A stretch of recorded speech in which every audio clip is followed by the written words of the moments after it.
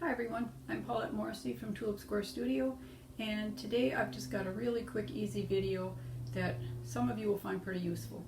A lot of you have already know how to make these little things, but some of you may not have ever heard of them, or you've seen them and you don't know how to make them. These are these little coasters that have the 4 folds, 4 pieces of fabric. I'm just going to do a quick little video to show you how these are made, and you can also make a bigger one to be a pot holder. The nice thing about these is by the time they're done, they're 6 layers of fabric plus the batting, so they're nice and thick, especially for pot holders, but for coasters too, because nothing's going to soak through that many layers. So we're going to get started, and I'm going to show you what you need to make these, and we're going to make a batch of them. We'll be right back. Okay, here we go. These are the little coasters we're going to make with the 4 little layers and the finished back. And we'll also make a bigger pot holder. What you need to make each one of these is 6 pieces of fabric. For my coasters with a finished size of about 4.5 inches, I use 5-inch squares. So I've got 6 pieces of fabric here and 1 piece of batting, and they're all cut to 5 inches square. Now that's what you need for 1 coaster. If you're going to make a set of 6 coasters or 4 coasters, let's say 4 coasters, you're going to need 4 of each of these colors. Now you don't have to use 6 colors. You can use 3 colors. You can use 2 colors. You can have like these 2 colors the same and these 2 the same if you want. And there's a 5th color is your back, and the 6th color is the one in here. So it really doesn't show. So if you want for that piece in there, you can use muslin or some other scrap of fabric, but don't use something that might show through some of your colors. So use something neutral. Old muslin works good. Some solids that don't contrast with these work good, but I like to just stick in one of the pieces that I'm already cutting. This set, for those that are curious, is from a fat quarter set from Connecting Threads, and it's called Tea Service Volume 2. And let me just show you, in case you're interested. This is the fat bundle, the fat quarter bundle. It's got some gorgeous pieces in here, and I need to make a lot more pieces with this bundle. But for now, we're making coasters and a couple of pot holders. So to get started, you need your 6 pieces. I'm going to use 6 different pieces because I'm going to use this for the back of my coasters, like so. I'm going to use this piece for the inside that you really don't see, this one right in here. And then I'm going to use these other 4 for the 4 squares and a piece of batting. So these are all cut to 5 inches square. So once you've got your pieces all cut, what you need to do is take the 4 pieces that are going to be your squares, fold them all in half, and iron them. Press them nice and firmly down so everybody's got a really nice finished edge. So I've got my 4 that are going to be pressed down. Actually, they are pressed down. And here's my other pieces. So to put this together, what you do is you take the piece that is going to be the inside piece that you don't see and put that face down on your table. Put the batting on top of it, and put the piece that's going to be on the back of your coaster on top of that, and that piece is right side up. Now you take your 4 pieces and you put them down, with the folded side towards the center. I'm going to put one like this. Make sure your edges are all nicely lined up. Fold edges here, and then I'm going to put a second one here. I'm going to put a lighter one there. I'm going to alternate light and dark. Make sure the edges are nice and even, and this is covering up half of this piece.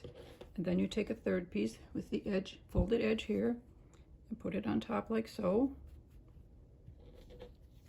And then you take the last piece with the folded edge here, and you pick up that first half of the first piece and tuck this piece in there like so. Tuck them all in really nice. So when they all come together right in the middle here, it's a really nice fit. Everybody's nice and snug. And if you turn this over, what you would see is the piece that's going to be on the inside. So this is what you're going to do. Now when you put these together, make sure you put them the way I put them, so these open flaps are here, because if you put them the other way, if I was going to put these down and I went this way, and this way, and this way. So this is like counterclockwise, I guess. When I'm sewing down this edge, I'm going to hit this fold. And there's nothing holding this piece in place to keep it from moving like this. And then if I go around the corner, same thing here. I'd hit this, and there's nothing keeping that tight. Now you could pin this all down, but it's still a headache to hit that edge. So what I like to do is put them down the other way. So when I sew, let me show you. Oh, light one there. Remember, always the folded edges to the middle. Like so, and like so. Okay, now when I sew down here, if I start sewing down here, this piece can't move because it's already underneath. So when I get down here and I get to that edge here, there's no problem because this piece is already connected. So when I go around here and I start sewing here, this piece is already under here. So there's nothing can escape and nothing can move.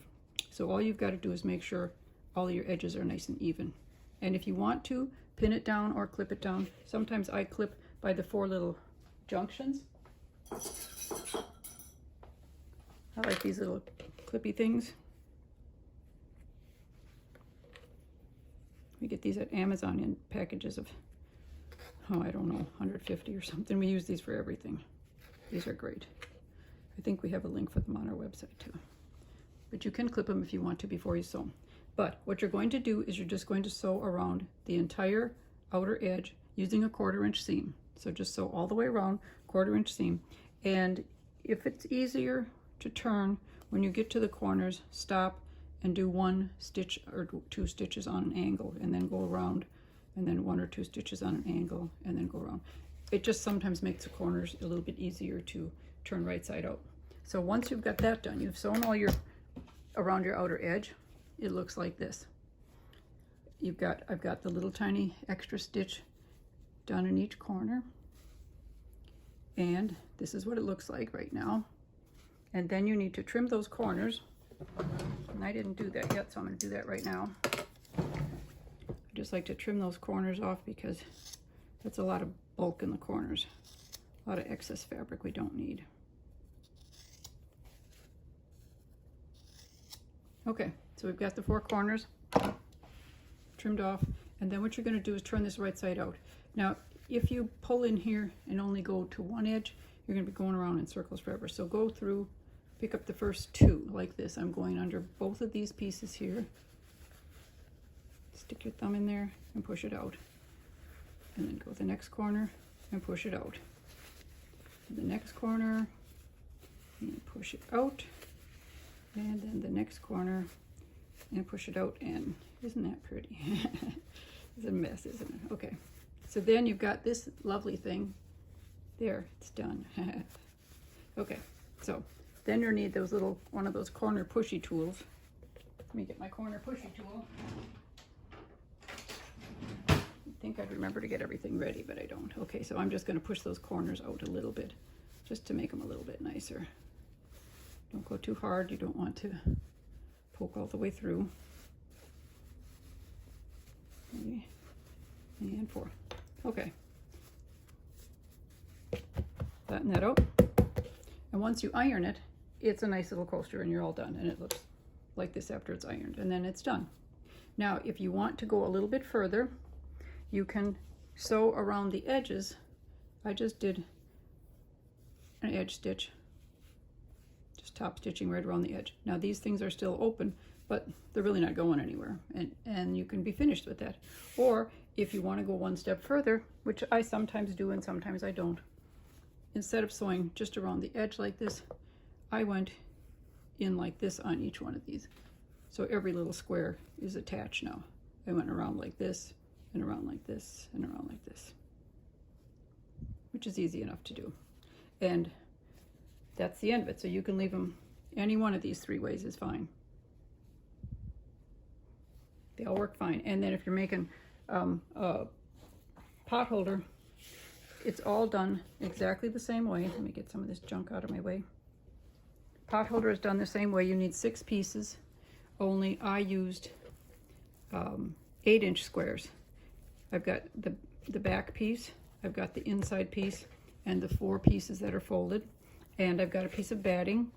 And I also, for the pot holders, like to add one piece of that thermal batting, so actually I'll have 2 pieces of batting on this one, but it would go the same way. You put the inside piece down, and then your batting, and just make sure everything lines up nicely. I'm going to put both pieces of batting. You don't need 2 pieces for coasters. And then the back piece goes right side up,